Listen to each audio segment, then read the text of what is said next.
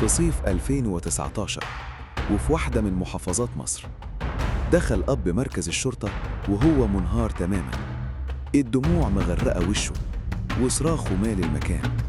بنت اختفت، حد خطف بنتي من قدام البيت. الشرطة قلبت الدنيا والمنطقة كلها تعاطفت مع الأب المسكين اللي عينه ما بتشوفش النوم. لكن الصدمة اللي ما كانش حد يتخيلها إن البنت ما كانتش مع عصابة. البنت كانت مدفونة على بعد أمتار من مكان وقوف الأب، وهو اللي دفنها بإيده في جنينة البيت.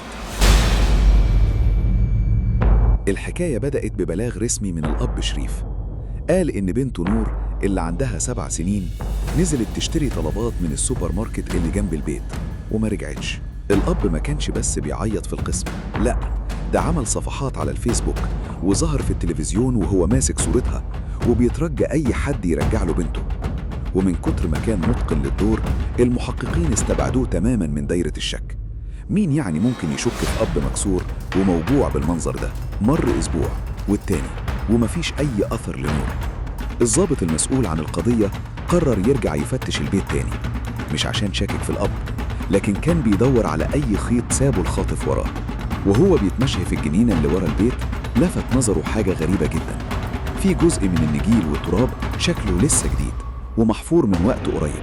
والأغرب بقى إن الأب أول ما شاف الضابط واقف في الحتة دي وشه اصفر وبدأ يهرتل في الكلام وبيحاول ياخده بعيد ويقول له تعالى يا باشا نشرب قهوة جوه. هنا المحقق حس إن في سر مرعب مستخبي تحت التراب. الضابط طلب القوة وجابوا عدة الحفر، ومع أول ضربة فاس الحقيقة البشعة بدأت تبان.